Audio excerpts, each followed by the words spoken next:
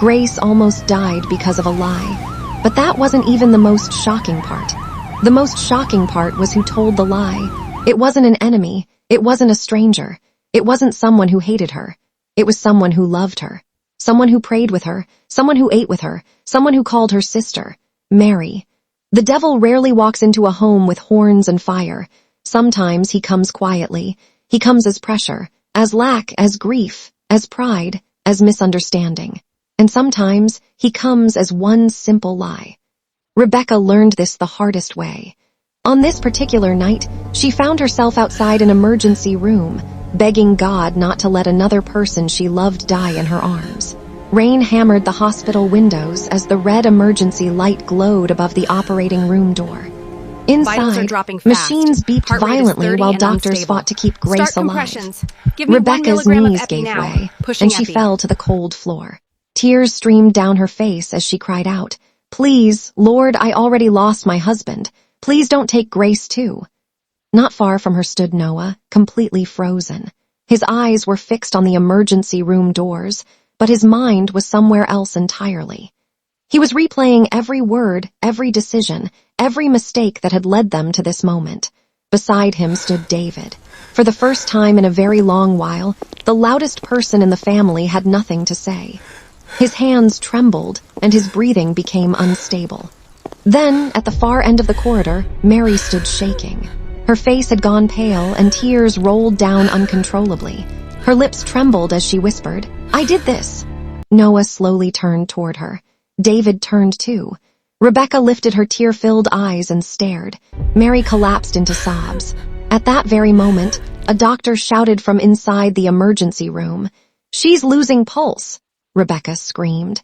And if there was one truth Rebecca had come to understand, it was this. A home is rarely destroyed in one day.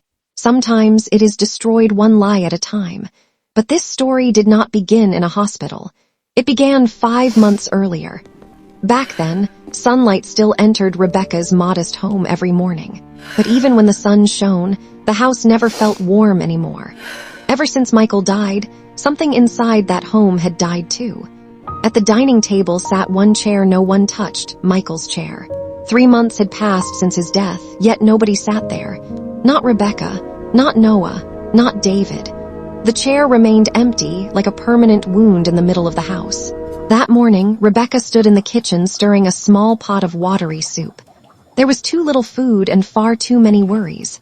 Bills kept piling up, debts kept growing, and every day felt heavier than the one before. Her eyes drifted toward the refrigerator, where a small handwritten Bible note was stuck. It read, "God is our refuge and strength, a very present help in trouble." Psalm 46, Rebecca stared at the note and whispered softly, "Help me, Lord." Just then, David walked into the kitchen. He looked into the pot and frowned. "Mom, is this breakfast or punishment?" Rebecca did not turn. "It's what we have," she said calmly. David laughed bitterly. Again, no bread, no eggs, no meat. Silence. Noah entered moments later with books in his hands. Quiet as always, he greeted his mother softly. "Good morning, Mom." Rebecca forced a smile. "Morning." Noah sat down. David scoffed. "Look at him. Calm as always." Noah ignored him, but David wasn't done. He slammed his spoon onto the table and raised his voice. "I'm serious. We can't keep pretending this is normal," Rebecca sighed. "David, no," he interrupted. "No electricity for 2 days, school fees unpaid, empty kitchen, and everybody is acting like this is fine." Noah finally spoke. "We'll figure it out." David laughed harshly. "Figure it out," he repeated, pointing toward Michael's empty chair. "Dad is gone." The atmosphere changed instantly. Then David said the one thing that cut deeper than anyone expected. "No offense, Mom, but prayer isn't changing anything." Rebecca froze. Noah slowly lifted his head. David continued, "She prays every morning, so where is God?" Rebecca shut her eyes. That question pierced her heart. Noah stood up. "David, stop." But David ignored him. "No, answer me. Tell me prayer paid your school fees. Tell me prayer brought Dad back." Noah grabbed David's shirt. "Enough." David pushed him off. "Truth hurts," Rebecca suddenly shouted. "Stop." The entire room went silent. Her voice broke. Please don't fight. David grabbed his bag in frustration. I'm leaving. He stormed out and slammed the door. Silence returned. Rebecca slowly sat down, exhausted. Noah moved toward her. Mom! She shook her head and wiped her tears. I'm okay. But she wasn't. Her eyes slowly drifted back to Michael's chair. And suddenly, memory flooded in. She remembered the hospital room. She remembered the machines. She remembered Michael lying weak and pale on the bed. She remembered his final words. Michael had looked at Noah and said, "A real man protects truth, even when truth costs him everything." Then he looked at Rebecca with tired but loving eyes. "If I go before you, raise them in faith." Rebecca had broken down, begging him not to speak like that. But Michael gave one final instruction. "Don't let suffering make you compromise." And then he was gone. A sudden knock on the door pulled Rebecca back to the present. She opened it and saw two men standing outside. Debt collectors. Her heart sank. One of them spoke. "Mrs. Rebecca Michael?" "Yes, you were given 2 weeks. We're here for payment." Rebecca's voice weakened. "No, Please, I need more time." The man sighed. "You've said that before." Another stepped forward and said, "If payment isn't made soon, property seizure begins." Noah stepped beside his mother. "How much time do we have?" The answer came coldly. 3 days. Then they left. 3 days. That was all. Rebecca nearly collapsed, but Noah caught her. Everything they had could disappear in just 3 days. Meanwhile, at the university, life seemed normal for everyone else. Students laughed, chatted, and moved around with ease. But Noah sat alone under a tree, burdened by thoughts of home. Then he heard a familiar voice. "You're thinking too loudly again." He looked up. Grace, beautiful, elegant, and warm. Unlike many from wealthy homes, Grace had a gentleness that made people feel safe. She sat beside him and smiled. "You get this wrinkle here whenever you're worried," she said, touching between his brows. Noah almost smiled. "Things at home," Grace softened. "Your mom," Noah nodded. She hesitated before asking. "School fees." Silence answered her. She understood immediately. Noah still hadn't paid. Her heart tightened. She wanted to help him. But before she could say more, another voice interrupted. "Well, this looks nice." Mary, Grace's older sister. Calm, modest, Bible in hand, respected in church. The perfect image of discipline and godliness. She smiled politely, but her eyes lingered on Noah a little too long. Then she said to Grace, "Dad is asking about the transfer." Grace stiffened for a second. Mary noticed. Transfer? Interesting. Suspicion quietly entered Mary's mind. That evening, Grace went to the bank and secretly transferred money into Noah's school account. Her hands trembled as she completed the transfer. "Please let this help him," she whispered. But she didn't know someone was watching. Mary. From a distance, her expression changed from confusion to realization to something much darker. That night, Mary entered Grace's room without knocking. Grace startled. "Mary!" Mary folded her arms. "What transfer?" Grace froze. Silence. Mary stepped closer. "What are you hiding?" Grace exhaled, then finally admitted the truth. "I'm helping Noah." "With money?" Grace nodded. Mary stared. "You lied to Dad." Silence. That was enough. Mary understood everything. "For him?" she asked quietly. Grace looked directly at her. "Yes." Mary's voice dropped lower. "Do you love him that much?" Grace smiled softly. "Yes." There was a long silence. Then Mary smiled too. But something about her smile felt wrong. Too calm, too controlled, too cold. She turned to leave but stopped at the door. Without looking back, she asked one final question. "Do you really believe love can bridge poverty and wealth?" Grace answered without hesitation. "Yes." Mary tightened her grip on the Bible in her hand. Then she left. Inside her own room, she shut the door and locked it. Silence filled the room. Then suddenly her calm mask shattered. She threw her Bible onto the bed. Her breathing became heavy. Tears filled her eyes. Then rage came. Pure rage. "No," she whispered, then louder. "I can't." "No." Tears rolled down her face. "I saw him first." Her fists clenched. "I loved him first." Pain turned into bitterness. Bitterness turned into obsession. And then a dangerous thought formed in her mind. She wiped her tears, picked up her phone, opened it, and began typing. A slow smile formed on her face. Dark, cold, terrifying. Then she whispered the words that would begin the destruction of everything. If I can't have Noah, she pressed send. Grace won't have him either. Sometimes destruction does not begin with hatred. Sometimes it begins with silence, with secrets, with words left unsaid. And in Noah's family, silence had become normal. 3 days. That was all the time Rebecca had before the debt collectors returned to seize everything she had left. 3 days to find money. 3 days to save her home. 3 days to keep her family from falling apart. That night, sleep did not come easily. Rebecca sat alone in the living room while darkness filled the house. The electricity was still out, and only a small rechargeable lamp illuminated the room. Michael's chair stood before her, still empty, still painful. Her eyes drifted to a small Bible note placed near the wall. It read, "My God shall supply all your needs according to his riches in glory by Christ Jesus." Philippians 4:19. She stared at the verse for a long time. Then whispered, "Lord, I believe your word." Her voice broke. "But I am tired." Tears rolled down her face. "I am so tired." Then she heard footsteps. Noah. He stood quietly behind her. "You haven't slept." Rebecca quickly wiped her tears. "You haven't either." Noah sat beside her. For a while, neither of them spoke. Then Noah said softly, "I'll find a way." Rebecca looked at him. "How?" Noah hesitated. "I can defer school." Rebecca immediately shook her head. "No, Mom, no." Her voice became firm. "You will finish school, but you will finish." Noah fell silent. Rebecca placed her hand on his. "Your father gave everything so you could build a better life." Her voice softened. "I will not let his sacrifice die." Noah lowered his head.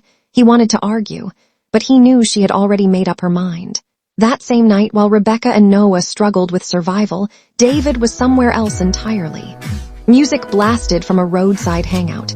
Young men laughed loudly. Money exchanged hands. Bottles clinked. David sat with 3 older boys. Street-smart boys, not hardened criminals, but dangerous enough. One of them, Tund, noticed David's silence. "You're thinking too much," David scoffed. "My family is broke." Tund smirked.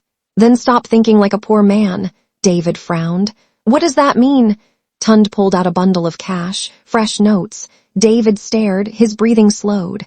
"How did you get that?" Tund smiled. "Connections." He leaned closer. "If you're tired of suffering, there are ways." David said nothing, but the seed had been planted. Far away, Grace sat in her room holding her phone. She stared at Noah's contact and smiled softly. She had already paid his school fees. Tomorrow he would find out. She imagined his reaction. The thought made her happy.